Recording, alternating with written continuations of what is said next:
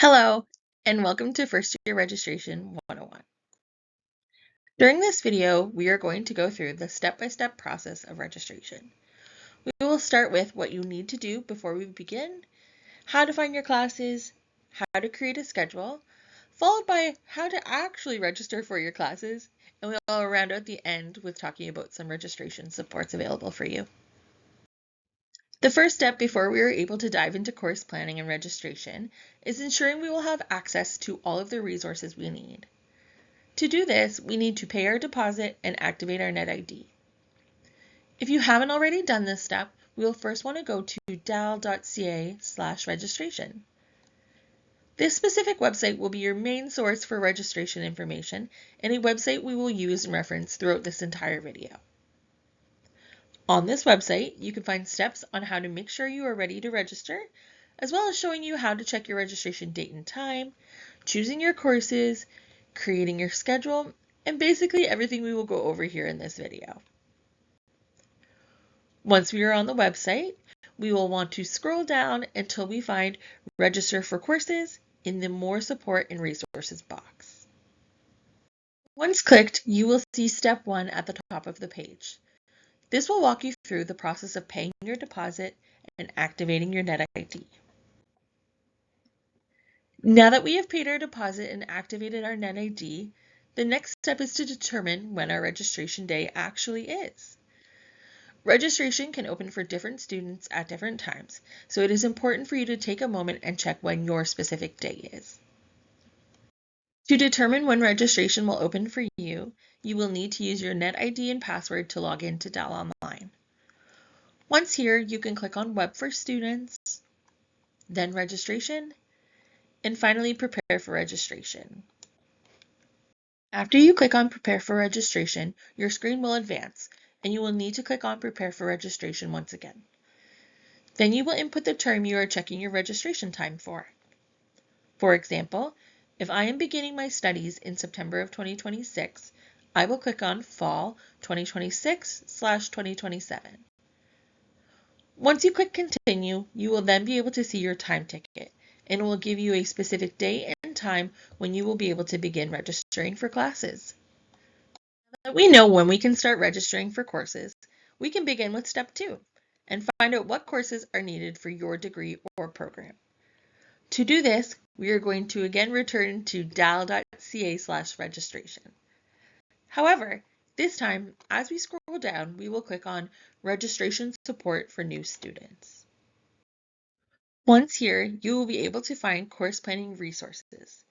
Each of your faculties has developed these course planning resources in order to help you best understand what you should be taking or what is recommended to take during your first year at Dal.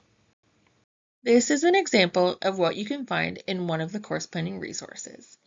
However, it is important to note that each course planning resource will look different by faculty or program. This specific one is for our Bachelor of Science students or Bachelor of Arts students wanting to major in a science subject. As you can see, it is broken out by intended major, and then additionally broken out by required or recommended courses for each of the fall and winter terms. Now, this one is specific for our Bachelor of Arts students. And as you can see, it looks a little bit different. There is one specific required course. You have the choice between those two listed, and then you will also see recommended courses listed underneath.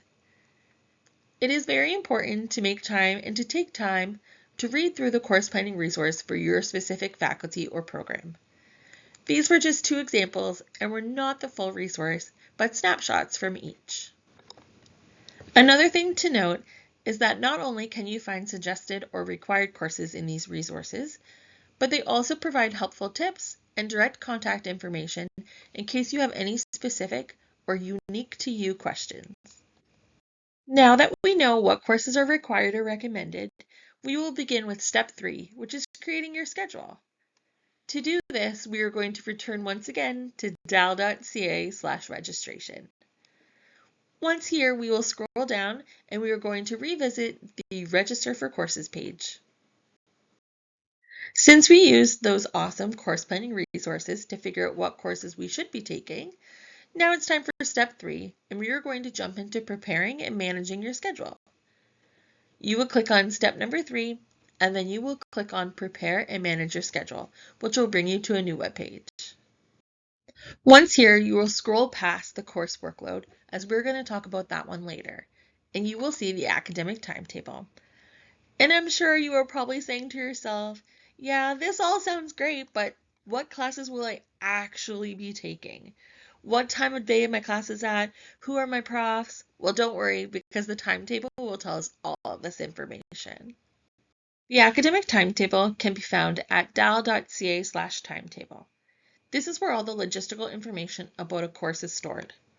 For example, what courses are being offered, in what terms, days, times, locations, the style of a course, as well as course descriptions and course professor names. The timetable for the fall and winter terms is released in the preceding month of March. The timetable for the summer term is released in the preceding month of December. This is where we are going to take our course planning resources and start to actually build out our schedule. When you're on the website, you can be selective with the terms you select. You can look at multiple terms at once or one at a time. This is totally up to you. You can also be selective with your locations. However, if you are primarily studying on the Halifax campus, I would suggest unselecting Truro. And similarly, if you are studying on the Truro campus, I would suggest unselecting Halifax. This will prevent you from accidentally signing up for a course that is an hour's drive away. Once your term and location are set, you can then check out the subjects that are offered. When you click on the drop-down menu for subjects, all of the available subjects will pop up, and you can click on the desired subject, and a list of courses offered in this area will appear. Once you have selected a subject, you will see a list of courses appear. A few things we want to mention when looking at the timetable is, first, the title of the course. So the title of this course is Intro to the Humanities, and the course code is ASSC 1300. The next thing we want to identify is the play button. You can find the course description by clicking on this little symbol that looks like a play button. Examples of course descriptions and why they are important will be mentioned on the next slide. The next thing is the timeline of the course. So this identifies when the course is running, so which term and the specific dates of that term. The next thing is the sections of a course. There can be multiple components of one specific course, such as a lecture, lab, and tutorial. Lectures are in yellow, tutorials are in blue, and labs are in green. You can see these examples on the slide. When you're wanting to register in one specific course, you must add each component of this course to be able to register. The next is the CRN codes. So each lecture, lab, and tutorial has a specific 5-digit number assigned to it. CRN stands for Course Registration Number. There is a major difference between a CRN and a course code. The next thing will be the credit hours. So this lets you know how much the course is worth.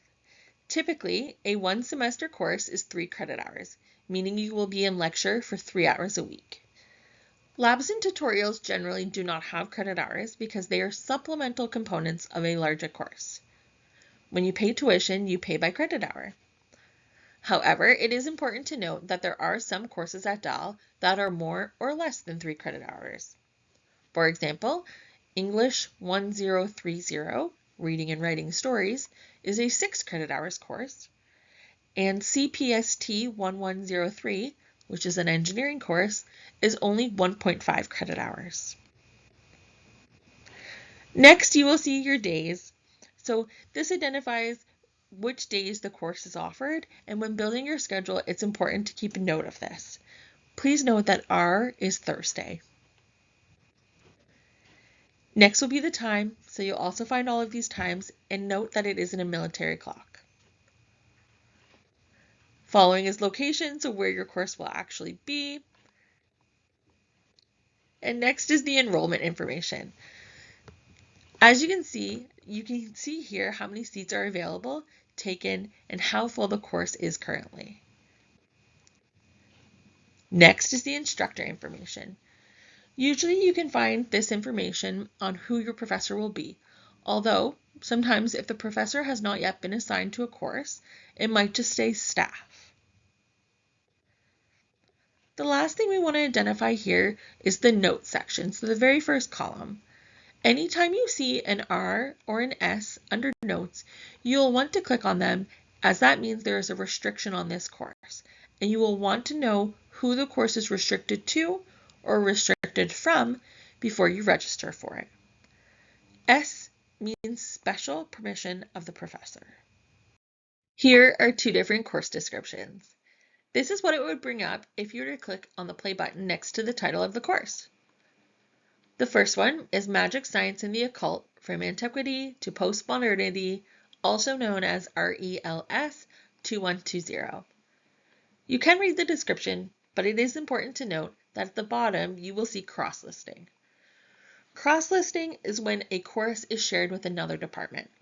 So in this case, RELS 2120 is the same as HIST 2990, EMSP 2360, and HSTC 2120. So if RELS 2120 is full, you can always check out the cross-listing courses because they are all equivalent. Same course, same room, same professor, just a different course code. In the second course description, you will see Differential and Integral Calculus, also known as Math 1000. You can read the description here as well, but the one thing we want to point out is at the bottom you will see prerequisite and exclusions. So prerequisites are courses or requirements you must satisfy before you are able to take this course. In higher level courses, you will often see the prerequisites as being lower level courses offered by Dal. Often the 2000 level or higher courses assume you have some experience writing and studying at the university level. Exclusions mean that you can't get credit for both. So some courses have been determined to be too similar in content to one another. This means that if you take Math 1000, you cannot also take Math 1215, 1280, or 1500, as these courses are not compatible and only one will count towards your degree, even though they all have different course code numbers. Another requirement you could potentially see at the bottom of a course description is a co-requisite. Co-requisites mean that courses have to be taken at the same time. On the timetable under location, you may see that your course is offered online. There are 3 different styles of online courses here at Dalhousie: synchronous, asynchronous, and combination. Synchronous courses require that you join the class online at a specific day and time every week. Courses that are delivered synchronously are scheduled in Atlantic time. Asynchronous courses do not require you to be online at any specific date or time. And combination courses use both synchronous and asynchronous methods throughout the course. It is important to note that asynchronous does require more discipline and time management, so it's important to think about when choosing classes. Here are 2 examples of online classes taken from the timetable. As you can see, Psych PSYO 1031 is an online course and it's asynchronous, whereas German GERM 1003 is online and synchronous, and it has the days and times indicated that you would be required to attend online. Some programs here at Dal, such as engineering and Dal's integrated science program, require students to use block registration to ensure all required courses fit into their schedules. Instead of having to browse the timetable, you can choose the block that works best for you. You do not have to choose the same block for both semesters, but you will want to make sure you are not registering in individual courses and are using the block registration feature.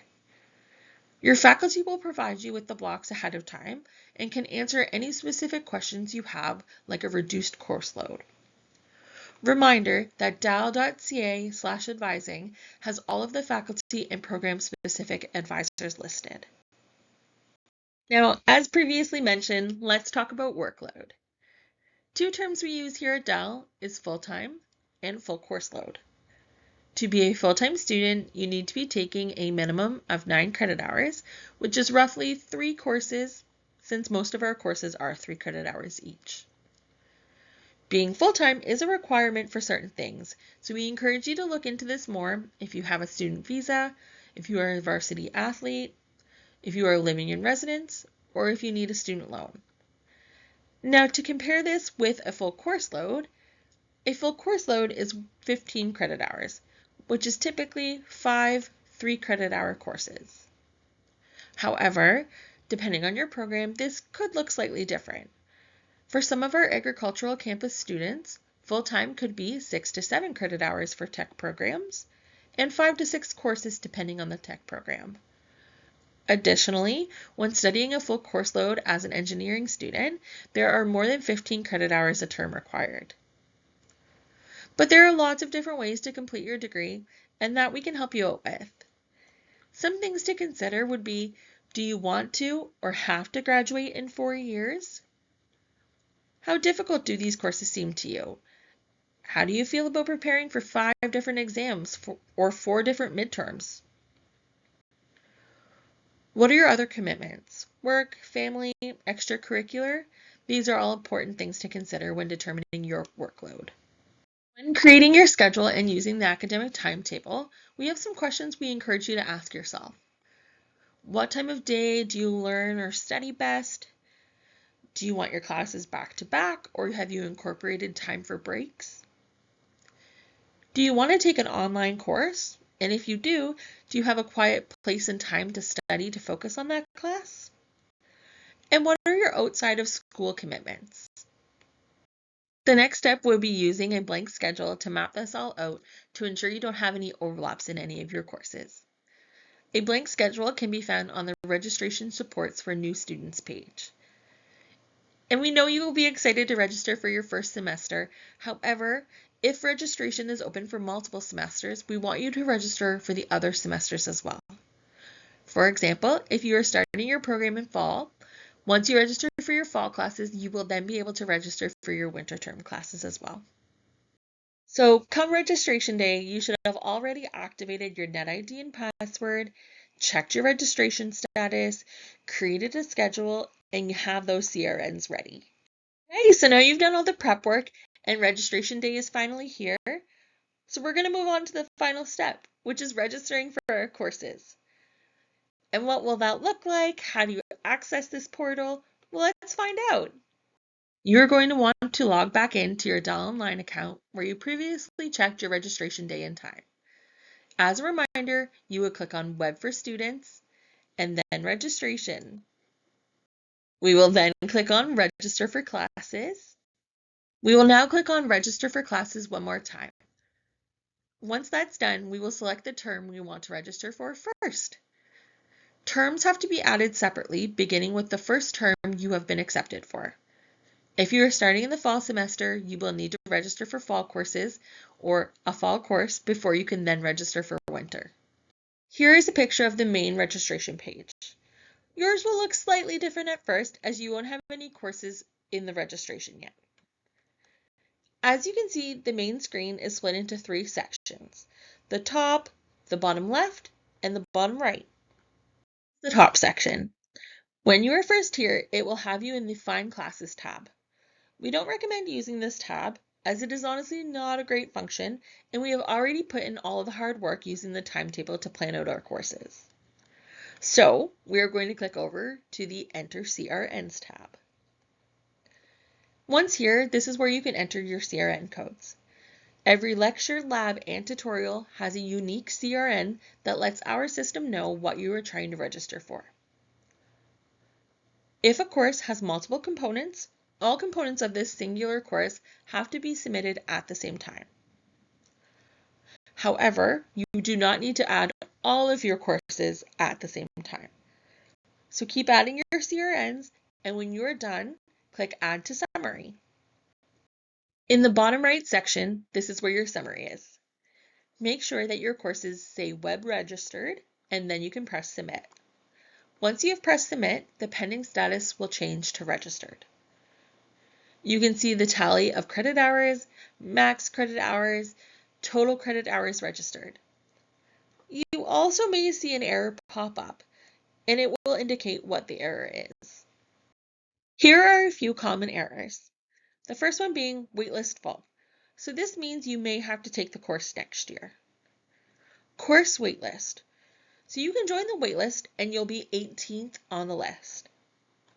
Or maybe it'll say missing prerequisite. This will indicate that you do not have the current prerequisite for that class.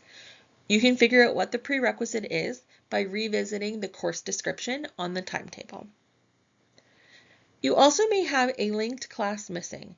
So this would mean that you are missing a tutorial or lab or lecture component of that same course. Some agricultural students may see this attribute code, and please do not panic. If you cannot solve the errors yourself, again, we are here to help. Please reach out to your faculty advisor. If you are a student that will be using block registration, you will want to click on the Blocks tab. To select the block you wish to register for, click on the circle to the left of the block title. This will add the block to your summary and schedule with a status of pending. You then can click Submit to register in these courses. Sometimes courses can fill up, so we encourage you to have a backup course in mind and/or a backup section for that original course. We also encourage you to visit the academic timetable often, as it can change from day to day. So even though a course is currently full, a spot may open up in the next few days. We also encourage you to check out waitlists. For some courses, you can add yourself to a waitlist and get a spot in the course if one becomes available. It's also important to note that you will complete your degree over multiple years. So if something doesn't work out this year, you may be able to do it in a future year. And of course, you can always connect with your advisor for further assistance and guidance. To add yourself to a waitlist, on the registration page in the summary section, which is the bottom right, you will go to the drop-down option under Action and select Waitlisted. You will then hit Submit to formally add yourself to the waitlist. If you get permission to register in this course, you will receive notice on the Prepare to Register page on Dell Online. It is your responsibility to keep checking this page for updates. If granted permission, you will revisit the registration page in the summary section and select Web Registered for the course and hit Submit again to bring it from waitlist to registered. After you are registered in courses and satisfied with your selection, you can view your schedule in the bottom left section of the registration page. This will show you what your semester will look like and, more importantly, if there are any conflicts. If you do have any conflicts, it is important to go through each of the courses to double check that no mistakes were made.